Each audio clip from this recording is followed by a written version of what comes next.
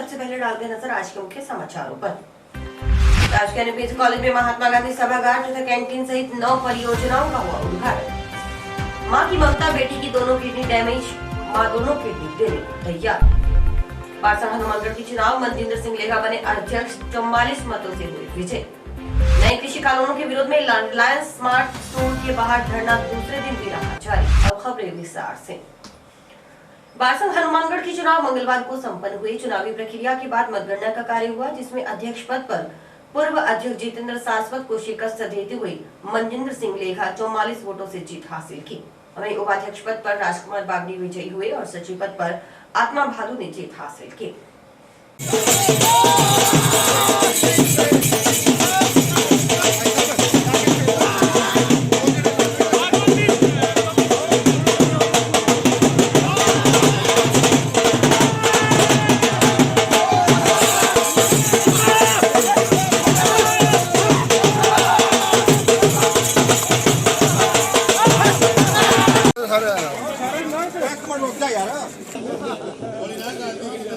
हनुमानगढ़ बार के साथियों ने मेरे में विश्वास दिलाते हुए मुझे बार संघ का अध्यक्ष निर्वाचित किया है।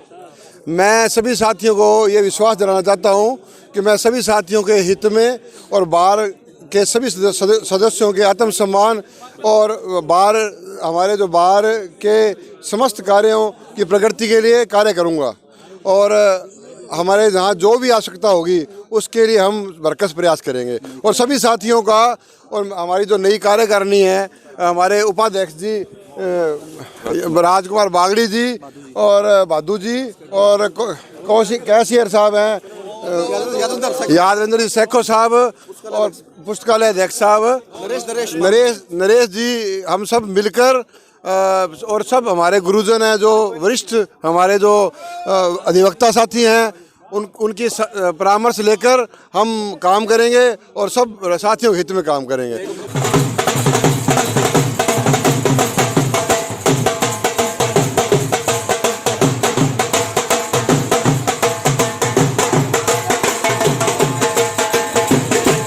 मैं उपाध्यक्ष के पद पर 8 वोटों से विजयी हुआ हूँ। वकील साथियों को बहुत बहुत धन्यवाद। और मैं इस कोर्ट में बार में विकास कार्य कराऊंगा, उसकी ये मेरी प्राथमिकता रहेगी। मैं सभी अधिवक्ताओं का बहुत बहुत धन्यवाद देता हूं जो मुझे 75 वोटों से जीत दिलाई है। और उन दोनों भाइयों के जो मेरे प्रतिद्वंदी है उनको भी मैं कहूँगा भी आशा रखे अगली बार उनका भी नंबर आएगा। मेरे अधिवक्ता साथी है, जो भी काम होगा मैं हर संभव उनके साथ रहूँगा, जो भी होगा मैं वो करूँगा। टाउन के राजकीय एनपीजी कॉलेज में महात्मा गांधी सभागार तथा कैंटीन सहित 9 परियोजनाओं का उद्घाटन विधायक चौधरी विनोद कुमार, जिला प्रमुख कविता वेगवाल, सभापति गणेश राज बंसल, उप सभापति अनिल खिच्चर तथा प्राचार्य नरेंद्र भांबू ने किया। टाउन के राजकीय एनपीजी कॉलेज में महात्मा गांधी सभागार, विश्राम कक्ष, जलपान गृह, स्नातकोत्तर रसायन शास्त्र प्रयोगशाला, स्नातकोत्तर भौतिक शास्त्र प्रयोगशाला, आईसीटी लैब, नहरी पानी की भूमिगत पाइपलाइन, राजीव गांधी विद्यार्थी परामर्श केंद्र का लोकार्पण और ई लाइब्रेरी का शुभारंभ किया गया। मुख्य अतिथि विधायक चौधरी विनोद कुमार थे। विशिष्ट अतिथि नगर परिषद सभापति गणेश राज बंसल, जिला प्रमुख कविता मेघवाल, समाजसेवी दयाराम चाकट तथा नगर परिषद उप सभापति अनिल खिच्चर थे। अध्यक्षता प्राचार्य डॉक्टर नरेंद्र सिंह भांबू ने की। प्राचार्य ने बताया कि महात्मा गांधी सभागार महाविद्यालय में 50 लाख रुपए की लागत से 41.91 वर्ग फुट के विशाल सभागार का निर्माण हुआ है, जिसकी क्षमता 250 व्यक्तियों के बैठने की है। यह जिले की किसी संस्थान में से सबसे बड़ा सभागार है। इसका उपयोग महाविद्यालय की विभिन्न गतिविधियों यथा अंतर्राष्ट्रीय स्तरीय सेमिनार, कार्यशाला, सम्मेलन आदि के संचालन में सहायता मिलेगी। सभागार का नामकरण राष्ट्रपिता महात्मा गांधी की 150वीं जयंती वर्ष में उन्हें श्रद्धांजलि अर्पित करते हुए किया गया है। प्राचार्य ने बताया कि कॉलेज में विश्राम कक्ष, जलपान गृह, स्नातकोत्तर रसायन शास्त्र प्रयोगशाला, आईसीटी लैब, नहरी पानी की भूमिगत पाइपलाइन, राजीव गांधी विद्यार्थी परामर्श केंद्र आदि सभी का लगभग 35 लाख रुपए की लागत से निर्माण हुआ है। विशिष्ट अतिथि नगर परिषद सभापति गणेश राज बंसल ने विद्यालय की मांग और आवश्यकता को ध्यान में रखते हुए महाविद्यालय में 150 मीटर सीसी रोड बनवाने तथा एक हाई मास्क लाइट लगवाने की घोषणा की। चौधरी विनोद कुमार ने महाविद्यालय में हुए विकास कार्यों की सराहना की। विधायक ने नवनिर्मित भौतिक एवं रसायन विज्ञान प्रयोगशाला के उपकरण क्रय के लिए 5 लाख रुपए देने की घोषणा भी की। उप सभापति अनिल खिच्चर ने महाविद्यालय की हर प्रकार से सहायता करने का वादा किया। सह डॉक्टर विनोद कुमार जांगिड़ ने महाविद्यालय के सरकारीकरण के पश्चात अब तक हुए कायाकल्प की जानकारी दी। शिक्षा के मंदिर में आज 24 साल के द्वारा गठन किए गए हैं, जो आगे पढ़ने वाले बच्चों के लिए लाभदायक रहेंगे, मार्केट के लिए भी लाभदायक रहेंगे। मैं ज़्यादा कुछ नहीं कहते हुए मैं कहूँगा कि हम साहब हैं जो टीम वर्क करके कॉलेज में 4 साल में रहे हैं, उनको बधाई का पात्र करता हूँ। उनकी टीम को भी साधुवाद देता हूँ। जो नरेंद्र जी बाबू जी ने सड़क के लिए कहा है, सीसी सड़क जो पुरानी है या महिमा से लाइट के लिए कहा है, वो 24 साल में आदेश करती है, उसके लिए हम पालन करेंगे। शीघ्र ही सीसी रोड का व्यवस्था कर दिया जाएगा। जो भी कभी नगर परिषद से आपको शिक्षा के मंत्री के लिए सहयोग की जरूरत पड़ेगी, मैं तन मन धन से मेरे पास तैयार रहेंगे। कॉन्फ्रेंस हॉल बनाए और वो इतना शानदार है, मेरे ख्याल में बीकानेर डिवीजन में भी मुकाबला हो। और भी कैंटीन है और जगह निर्माण किया 1 करोड़ 25 लाख का। 25 लाख रुपया मेरी है चेयरमैन साहब। इस कोई भी लैब वैबी में इंस्ट्रूमेंट की कमी नहीं है। 1 रोड कच्ची बिना पट्टी बनाने की बात कर ली, एक ऊपरली जगह सर्च लाइट टैबा लगाने की बात कर ली। तो मैं प्रयास करा भी कॉलेज में कोई कमी नहीं। हमारा प्रयास रहता है कि हटेगा बच्चा पढ़ गए एक पहचान बने कि NMPG कॉलेज। आज 9 परियोजनाओं का लोकार्पण हुआ है। गेट में घुसते ही राजीव गांधी विद्यार्थी सेवा केंद्र, उसके बाद में कॉलेज की कैंटीन, उसके पश्चात महात्मा गांधी सभागार, उसके पश्चात 3 प्रयोगशालाएं, ICT लैब, भौतिक विज्ञान प्रयोगशाला, रसायन विज्ञान प्रयोगशाला, लाइब्रेरी, पानी की पाइप को भूमिगत पानी की पाइप लेकर के उसका ग्राउंड के लिए किया जाना।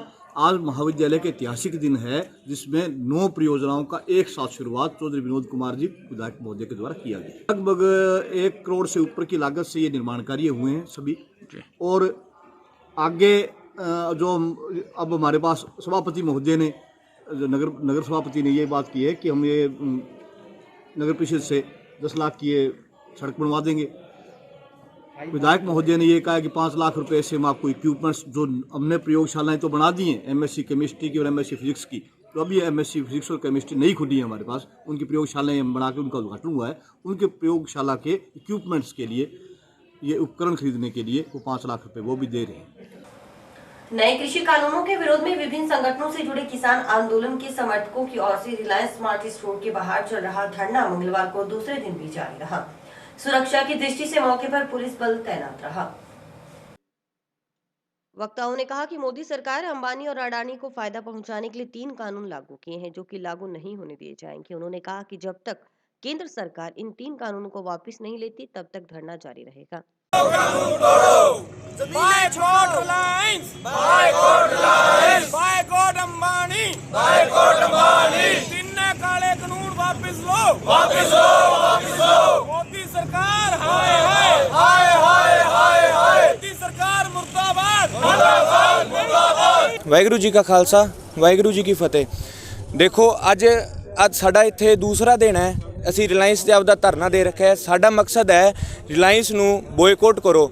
ਅੰਬਾਨੀ ਅਡਾਨੀ ਹੈ, ਇਹ ਕੈਪੀਟਲਿਜ਼ਮ ਲੈ ਕੇ ਆਉਣਾ ਚਾਹੁੰਦੇ ਹੈ। ਜਿਹੜੀ ਆਪਣੀ ਦੇਸ਼ ਦੀ ਇਕਨੋਮੀ ਹੈ, ਜਿੱਤੇ ਆਪਣਾ ਦੇਸ਼ ਬਣਿਆ ਹੈ, ਮਿਕਸਡ ਇਕਨੋਮੀ ਹੈ, ਉਹਦੇ 'ਚ ਸੈਕੂਲਰਿਜ਼ਮ ਵੀ ਹੈ, ਉਹਦੇ 'ਚ ਕੈਪੀਟਲਿਜ਼ਮ ਵੀ ਹੈਗਾ। ਸੈਕੂਲਰ ਜਿੱਥੇ ਸਾਰਿਆਂ ਨੂੰ ਇੱਕ ਬਰਾਬਰ ਟਰੀਟ ਕੀਤਾ ਜਾਵੇ, ਪਰ ਇਹ ਮੋਦੀ ਸਰਕਾਰ ਤਾਨਾਸ਼ਾਹੀ ਸਰਕਾਰ ਹੈ। ਇਹ ਕੈਪੀਟਲਿਜ਼ਮ ਲੈ ਕੇ ਆਉਣਾ ਚਾਹੁੰਦੀ ਹੈ।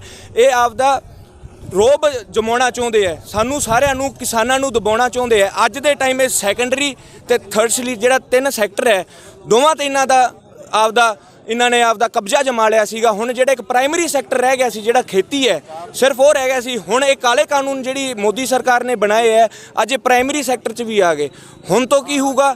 3 ਸੈਕਟਰ ਇਹਨਾਂ ਦੇ ਹੈ, ਦਬਦਬਾ ਇਹਨਾਂ ਦਾ ਹੈ, ਕੈਪੀਟਲਿਜ਼ਮ ਇਹ ਲੈ ਕੇ ਆਉਣਾ ਚਾਹੁੰਦੇ ਹੈ। ਇਹ ਚੀਜ਼ ਨਹੀਂ ਚੱਲੂਗੀ। ਦੇਖੋ ਜੀ, ਅਸੀਂ ਇੱਕੋ ਹੀ ਗੱਲ ਕਹਿਣਾ ਚਾਹੁੰਦੇ ਹਾਂ ਕਿ ਜੋ ਇਹ ਸਿਸਟਮ ਸਾਡੇ ਤੇ ਥੋਪਿਆ ਜਾ ਰਿਹਾ ਹੈ, ਇਹ ਅਮਰੀਕਾ 'ਚ ਯੂਰਪ ਦਾ ਫੇਲ ਹੋਇਆ ਸਿਸਟਮ ਹੈ। ਹੁਣ ਤੋਂ ਨਹੀਂ, ਅੱਜ ਤੋਂ 100 ਸਾਲ ਪਹਿਲਾਂ ਫੇਲ ਹੋ ਗਿਆ ਸੀ ਉੱਥੇ। ਹੁਣ ਇਹਨਾਂ ਨੇ ਜਦੋਂ ਕਰੋਨਾ ਕਰਕੇ ਹੋਰ ਜਿਹੜੀਆਂ ਵਿਪਤਾਵਾਂ ਕਰਕੇ ਸਾਰੇ ਧੰਦੇ ਚੌਪਟ ਹੋ ਗਏ, ਇਹਨਾਂ ਨੇ ਦੇਖਿਆ ਵੀ ਕਿਸਾਨੀ ਇੱਕ ਇਹੋ ਜਿਹਾ ਕਿੱਤਾ ਹੈ ਵੀ ਜੀ ਤੇ ਕੋਈ ਅਸਰ ਨਹੀਂ ਪਿਆ, ਤਾਂ ਇਹਨਾਂ ਨੇ ਇੱਕ ਮੁਲਾਂਕਣ ਕਰਕੇ ਭਾਰਤ ਦਾ 60-70 ਕਰੋੜ ਕਿਸਾਨ ਅੰਬਾਨੀ ਅਦਾਨੀ ਦੀ ਜੇਬ 'ਚ ਪਾਉਣ ਦੀ ਕੋਸ਼ਿਸ਼ ਕੀਤੀ ਹੈ। कि जैसे रिलायंस डिजिटल है, ਅੱਗੇ ਰਿਲਾਇੰਸ ਦੇ ਜਿੰਨੇ ਵੀ ਪ੍ਰੋਡਕਟਸ ਨੇ, ਜਿੰਨੇ ਵੀ ਇੱਥੇ ਇਹਨਾਂ ਦੀ ਹੈਗੇ ਜਿਹੜੇ ਸ਼ੋਰੂਮ ਹੈਗੇ ਉਹਨਾਂ ਤੇ ਅੱਗੇ ਜਾ ਕੇ ਉਹਨਾਂ ਦੇ ਵੀ ਜਾ ਕੇ ਪ੍ਰਦਰਸ਼ਨ ਕਰਾਂਗੇ। ਧਰਨੇ ਆਰਾਮ ਨਾਲ ਪਿਆਰ ਨਾਲ ਜਿਵੇਂ ਆਹ ਦੇ ਰਹੇ ਆ ਲੋਕਾਂ ਨੂੰ ਸਮਝਾਵਾਂਗੇ, ਇਸ ਤਰੀਕੇ ਨਾਲ ਚੱਲਾਂਗੇ। ਹੁਣ ਰਹੀ ਗੱਲ ਜਿਹੜੀ ਬਾਈ ਕਹਿ ਰਿਹਾ ਸੀਗਾ ਕਿ ਵੀ ਇਕੱਲੇ ਪੰਜਾਬ ਦੇ ਲੋਕ, ਹੈ ਜੀ ਗੱਲ ਨਹੀਂ ਗੀ। ਸ਼ਾਹਜਹਾਂਪੁਰ ਤੇ 3 ਕਿਲੋਮੀਟਰ ਵੱਡਾ ਰੈਲਾ ਲੱਗਿਆ ਹੋਇਆ, ਪਰ ਉਹ ਦਿਖਾਉਂਦਾ ਕੋਈ ਨਹੀਂ। ਕਿਉਂ ਨਹੀਂ ਦਿਖਾਉਂਦਾ? ਕਿਉਂਕਿ ਤੁਹਾਨੂੰ ਵੀ ਪਤਾ ਕੀ ਚੱਲਦਾ है। दिहाड़ी मजदूरी कर परिवार का पालन पोषण करने वाले पवन स्वामी को जब अपने पुत्र हनुमान स्वामी की दोनों किडनियां खराब होने की जानकारी मिली तो दुखों का जैसे पहाड़ टूट पड़ा। आर्थिक स्थिति ठीक नहीं होने के कारण भामाशाह योजना के तहत शहर के एक सरकारी हॉस्पिटल में डायलिसिस कराना शुरू किया। 6 माह से बीमार होने के कारण आर्थिक स्थिति और खराब हो गई। इस संबंध में स्काई चैनल के रिपोर्टर हनुमान के घर पहुंचे और परिवार वालों से बातचीत की। देखिए रिपोर्टर प्रदीप पाल की विशेष रिपोर्ट। इस टाइम हम टाउन के मुखर्जी कॉलोनी में पवन स्वामी के घर पे हैं, जहां पर पवन स्वामी एक गरीब परिवार से है और जिसका एक बेटा है जिसकी उम्र करीबन 15 साल है और उसका नाम हनुमान स्वामी है। उसके दोनों गुर्दे खराब हैं और आर्थिक स्थिति ऐसी है कि वो अपने बेटे का इलाज नहीं करा पा रहे हैं। तो हमारे साथ आज यहाँ पे कुछ समाज की महिलाएं हैं जो उनसे हम बात करेंगे आखिर उसको क्या हुआ और ये किस तरह की सेवा यहाँ कर रहे हैं। ये 14-15 साल का छोटा सा बच्चा है, मेरे घर पे आता था, कोई दिक्कत नहीं थी इसको। अचानक ही इसके जैसे स्वेलिंग आनी शुरू हो गई, तो मैंने इसकी मम्मी से पूछा कि क्या हुआ, तो इसकी मम्मी बोली कि पता नहीं, भी डॉक्टर को दिखाना है। मैंने कहा जल्दी दिखाओ, कोई कारण ही होगा, इतनी स्वेलिंग किस वजह से आ रही है। स्वेलिंग दिखाई तो डॉक्टर ने बताया कि इनकी दोनों किडनी डैमेज हो गई। ये सुनकर मुझे बहुत यूँ लगा कि भी छोटा सा बच्चा, किसकी मैं कैसे हेल्प करूँ। तो मैं डॉक्टर सुमन चावला के यहाँ गई, तो मैंने उनसे बोला कि डॉक्टर साहब ये इस तरह बच्चा है और इसको किडनी की सारी प्रॉब्लम्स है और इसके घर की कंडीशन इतनी नहीं है कि 10-12 लाख रुपए लगा के अपना इलाज करवा सके, तो कुछ किया जाए। तो डॉक्टर साहब ने आगे इसी तरह से ये मुहिम चलाई और जिससे इस बच्चे को आज भी पैसों की ज़रूरत है। भगवान करे कि इसके अकाउंट में पैसे चले जाएं और ये बच्चा स्वस्थ होए, यही मेरी भगवान से मनोकामना है। अब भी बात करें मैडम, तो अभी इसका कितना इलाज का खर्चा लग रहा है और किस तरह इलाज चल रहा है अभी? इसका वैसे तो भामाशाह कार्ड बना हुआ है, उसी से डॉक्टर गवर्नमेंट हॉस्पिटल में इसका इलाज चल रहा है, उससे ही अपना इलाज कर रहा है। और डायलिसिस हो रही है इसकी, पहले हफ्ते में 1 बार होती थी, अब हफ्ते में 2 बार होनी शुरू हो गई। अब डॉक्टर ने अब लास्ट यही कहा है कि भी अब इसका ऑपरेशन करवाना पड़ेगा और इसकी मम्मी अपनी किडनी देने को तैयार है, पर ये भी घर में एक ही लेडी है, 3-4 महीने उसको भी रेस्ट करना पड़ेगा। तो अगर पैसों की कंडीशन सही रही तो इस भी किडनी भी बाहर से लेने का ही मन है, नहीं तो इसकी मम्मी अपना किडनी देने को तैयार है। हमारे साथ अभी हनुमान की मम्मी भी हैं, हम उनसे भी बात करेंगे कि अभी हनुमान की स्थिति क्या है और उसका इलाज किस तरह ये करवा रहे हैं और अभी जो पैसे की जो व्यवस्था वो कैसे कर पा रही हैं। हमें गरीब वहाँ से हॉस्पिटल से सहायता मिल रही है, भामाशाह कार्ड बना हुआ है हमारा और उससे सहायता मिल रही है, उसकी डायलिसिस फ्री हो रही है। लेकिन ऑपरेशन के लिए बहुत ज़्यादा पैसे बताइए, इतने पैसे वहाँ जोड़ नहीं दे सकते और गरीब घर के हम सदस्य हैं, तो हाँ बताएं। गरीब घर के सदस्य हैं और इसका इलाज हम कर पा नहीं पा रहे हैं और इसलिए हमें बहुत ज़्यादा पैसे बताइए, पैसे का बंदोबस्त हो नहीं पा रहा है। तो और जैसे किडनी की बात आ रही, तो किडनी से कहाँ की व्यवस्था की है किडनी की? हम सोच रहे हैं भी कोई जैसे कोई आता है, इमरजेंसी केस आ जाते हैं वहाँ पे, तो वो मिल जाए तो बहुत ही बढ़िया, नहीं तो मैं देने के लिए तैयार हूँ। अगर मेरे को संभालने वाला कोई नहीं है तो मैं अगर इसको दे दूँगी तो मेरे को दिक्कत यह है, इसको संभालेगा कौन? नहीं तो अभी जो आपके घर की स्थिति है, घर में कमाने वाला कौन है और कैसे चल रहा है घर? मेरे पति एक कमाने वाले हैं और 5 हम हैं, 5 का एक वो दिहाड़ी मजदूरी करके हमारा टाइम पास कर रहे हैं। तो ये थी वो हनुमान की मम्मी और हमारे साथ यहाँ के समाज सेवी प्रोफेसर सुमन चावला जी भी हैं, उनसे भी बात करेंगे आखिर उनका क्या कहना है इस मामले को लेकर। आज हम लोग यहाँ पर हनुमान स्वामी के घर पर हैं और परसों जैसे ही मुझे पता चला तो कल सोमवार होने की वजह से हम डीएम साहब से मिले थे और वहाँ से हमने रेफ़र कराया है जयपुर के लिए सीएम साहब के यहाँ पे, ताकि हमें सीएम साहब की सहायता मिल सके और जल्दी से जल्दी इस बच्चे की ज़िंदगी बचाने के लिए ऑपरेशन हो सके एसएमएस में। तो हम लोगों ने अप्लाई किया क्योंकि वैसे बारी नहीं आ रही थी। उसके साथ हम लोग सीएमएचओ साहब के पास भी गए थे और वहाँ जो सरकारी स्कीम्स हैं उसका भी, ताकि इस बच्चे को फ़ायदा मिले, और उन्होंने जाते ही बहुत सहायता की। हमारी डॉक्टर कुसुम वहाँ पर थी, उनकी ड्यूटी लगा दी गई कि इसके साथ एनआरएच के थ्रू भी सारी हेल्प करवाई जाए। तो यहाँ पर अभी स्कूल से हम कार्ड लेंगे और इसके थ्रू भी सारे लोगों को मिल के सबका सहयोग हमें बहुत मिल रहा है। यहाँ तक कि मीडिया, जिसको मैंने सोचा था कि शायद नहीं कहना है ताकि ये सब कहेंगे तो नहीं हेल्प होगी, लेकिन उन सब ने चिल्लाकर ये हेल्प कर रहे हैं। मैं उनकी भी बहुत बहुत धन्यवादी हूँ। और इसके साथ साथ मैं हनुमानगढ़ की जनता से, बाकी लोगों से, राजस्थान में जो भी हैं, जो भी इनकी हेल्प करना चाहें करें, क्योंकि सच में गरीब परिवार है और एक छोटा सा बच्चा, जीवन दान उसको आप लोग दे सकते हैं, क्योंकि जो खर्चा है हर जना अपनी एक यज्ञ है ये भी, और इसमें अपनी एक आहुति दे दें तो इसका भला हो जाएगा इस परिवार का, इनके बच्चे की जीवन की रक्षा हो जाएगी। तो मैं, महिलाएं यहाँ पर बहुत दान करती हैं। अभी संक्रांत आ रही है 14 जनवरी को, उस समय जो दान करती हैं, यदि वो ईश्वर के नाम पे इस बच्चे के जीवन दान करते हैं, नाम भी इसका हनुमान है, तो हनुमान जी के नाम पे इसके लिए दान कर दें तो इनके घर की सुरक्षा आपके हाथों में है। यही मैं चाहती हूँ। Thank you. तो ये थे प्रोफेसर सुमन चावला जी, जो इनके साथ कुछ समाज के महिलाएं जुड़कर और इस बच्चे की मदद के लिए आगे आए हैं। तो कुल मिला के यही इनका कहना है कि ये एक गरीब परिवार से बच्चा है, अगर आप सब इस बच्चे की अगर मदद करते हैं तो इसका इलाज हो सकता है। मैं कैमरामैन चेयरपर्सन के साथ प्रदीप पाल, स्काई न्यूज, हनुमानगढ़। गत दिनों टाउन स्थित इच्छापुर हनुमान मंदिर में हुई चोरी की जांच तेजी से करने की मांग को लेकर लॉ कॉलेज के स्टूडेंट ने छात्र संघ अध्यक्ष सुनील चाहर के नेतृत्व में सब इंस्पेक्टर को ज्ञापन सौंपकर कार्रवाई की मांग की। ज्ञापन में बताया कि 14 अक्टूबर को इच्छापुर मंदिर में मुकुट और चरण पादुका चोरी हो गई थी, इसे लेकर अभी तक कोई कार्रवाई नहीं हुई। ज्ञापन में चोरों को जल्द पकड़ने की मांग की गई। ये कोई 1-1.5 साल पहले, अब फिर क्या है कि 4-1 महीने पहले फिर क्या है कि वारदात हुई, वो पकड़े नहीं गए। उस मामले में क्या है कि संबंधित अपने जांच अधिकारी उनसे बात हुई, मेरे पास कोई राग लगाने, उस मामले में फिर एसपी मैडम को भी हम ज्ञापन देके आए थे, तो उन्होंने कहा चलो कार्रवाई करवाऊंगी। अब बीच में क्या है कि फिर अभी को 4-5 दिन पहले फिर प्रयास हुआ बाहर, क्या है कि वो गुल्लक लगा हुआ है गौशाला के लिए, दान पात्र जिसे बोलते हैं, उसे तोड़ने का प्रयास किया है। और उससे पहले कि हनुमान जी का ताज चोरी हो जाना, इसका जो मुकुट सब कुछ वही होता है। छोटी मोटी चोरी हो जाए चल ठीक है, हनुमान जी मंदिर में चीज चोरी होनी बड़ी है, दुर्भाग्य की बात है कि आस्था का विषय है पूरे हनुमानगढ़ वासियों के लिए। और टाउन जंक्शन का मुख्य मंदिर है, मुख्य मार्ग के ऊपर। और गत दिनों हनुमानगढ़ के एक प्रसिद्ध मंदिर इच्छापुर हनुमान मंदिर में हनुमान जी का मुकुट और चरण पादुका चोरी हुई थी, उस पर अभी तक कोई कार्रवाई नहीं हुई है। उससे पहले हम एसपी साहिबा से मिल चुके हैं। उसके बाद में भी 2-3 दिन पहले जो हनुमान मंदिर के बाहर दान पत्र लगा हुआ है, उनको तोड़ने का प्रयास हुआ है, यानी कि उनके हौसले बिल्कुल बुलंद है। इसलिए हम आज जांच अधिकारी जी के पास मिलने आए हैं, सीआई साहब से भी मिलने आए कि जांच में आप तेजी ला दीजिए, क्योंकि ये दिनों दिन मंदिर में चोरियां हो रही है। ये सब हमारी आस्था का विषय है, अगर इस पर जल्दी से जल्दी कार्रवाई नहीं हुई तो हम बड़ा आंदोलन करेंगे। वर्तमान के अंदर हनुमानगढ़ टाउन और जंक्शन के अंदर चोरियों की जो तादाद है वो बढ़ती जा रही है। इससे लगता है कि अपराधियों के जो हौसले हैं वो बुलंद है।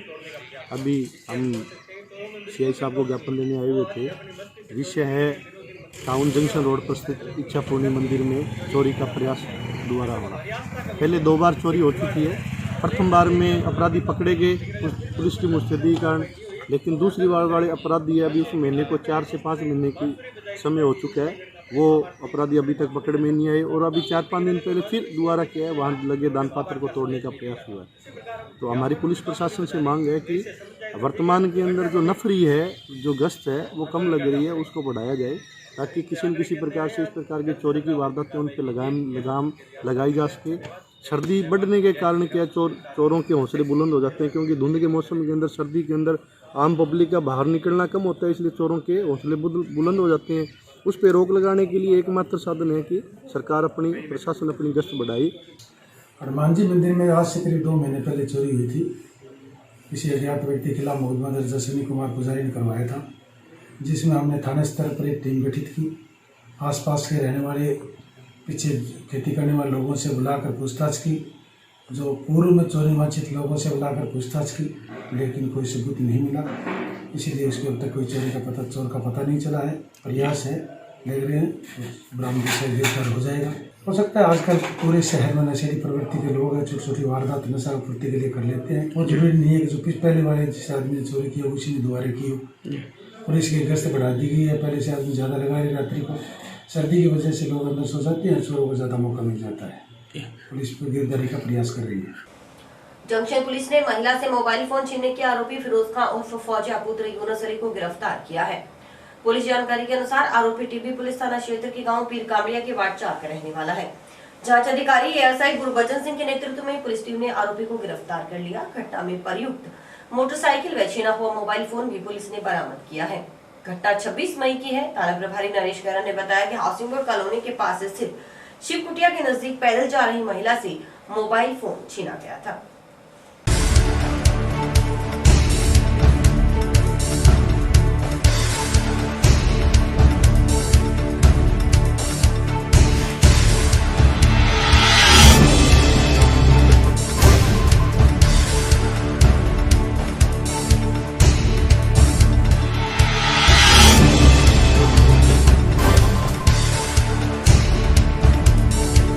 मामला जी 28 मई का था। ये 28 मई की शाम को 7 साढ़े 7 बजे हाउसिंग बोर्ड रोड है, जो मेन रोड है अपने गगनर फाटक से सूरतपुर फाटक को जा रही है, उस पर रेखा रानी और उसकी माताजी दवाई लेने के लिए घर से निकली थी।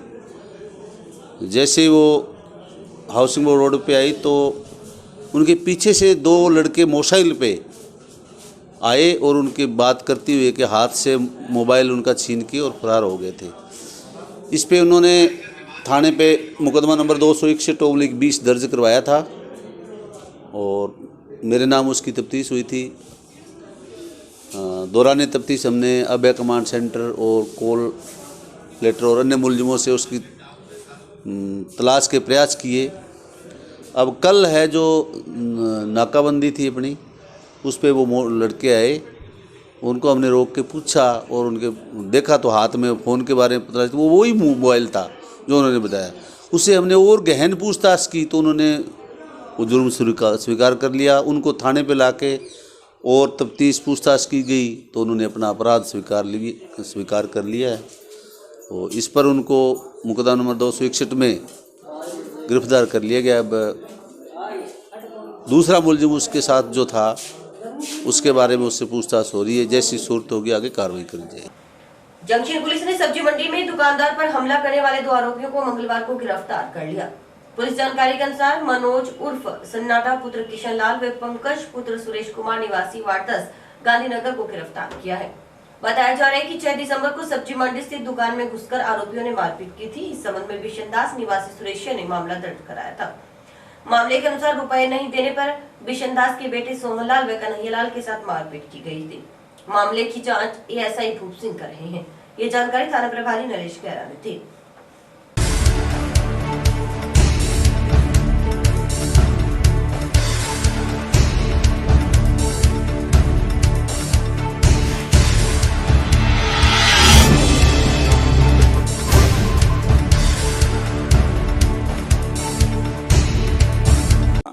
बारह को 2020 को सोहनलाल सिंधी के साथ सब्जी मंडी हनुमानगढ़ जंक्शन के अंदर मनोज उर्फ सन्नाटा और पंकज सोनी ने मारपीट की थी सब्जी मंडी के अंदर, जिन्हें कल दिनांक 21/12/20 को गिरफ्तार किया गया और आज पेश न्यायालय कर रहा हूँ मैं।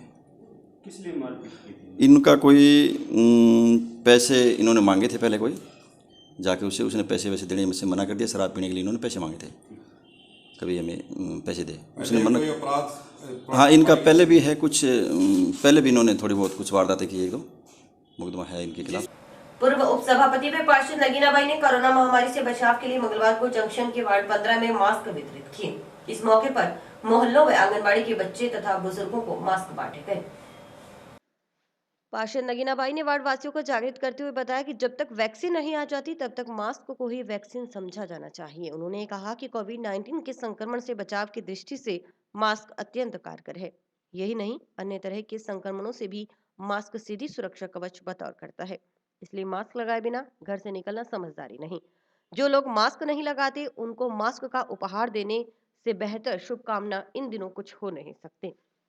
आज वार्ड नंबर 15 में जितने भी हमारे यहाँ आंगनवाड़ी केंद्रों पर बच्चे हैं और मोहल्ला में जैसे बच्चे हैं, छोटे बच्चे हैं, बुजुर्ग है, सबको मैंने मास्क बांटे हैं और सबको जानकारी भी दी है भाई मास्क हमेशा लगा के रखना है, क्योंकि ये बीमारी है, बहुत गंदी बीमारी है, इससे बचना है। और बच्चों का बहुत ज़रूरी है मास्क लगाना, बुजुर्गों का, बच्चों का बहुत ज़रूरी है। मैं ये जानकारी देती हूँ सभी को कि अभी ये बीमारी है जो कि बहुत फैली हुई बीमारी है, अभी ये बीमारी गई नहीं है। हम जनता को जागरूक करते हैं कि सभी अपना ध्यान रखें और इस बीमारी से बच के रहे। जब तक इस बीमारी की कोई दुआ नहीं आती है, जब तक ये बीमारी नहीं जाएगी, तो इससे बचाव रखना हमारा बहुत ही फर्ज है और ज़रूरी भी। अपनी रूठी पत्नी को ससुराल से लाना महंगा पड़ गया। जब पति अपनी पत्नी को लाने गया तो ससुराल पक्ष वालों ने पति व परिवार वालों के साथ मारपीट कर दी। घटना टाउन के वार्ड 36 की है। इस संबंध में मोहनलाल ने टाउन थाना में मामला दर्ज करवाकर कार्रवाई की मांग की है।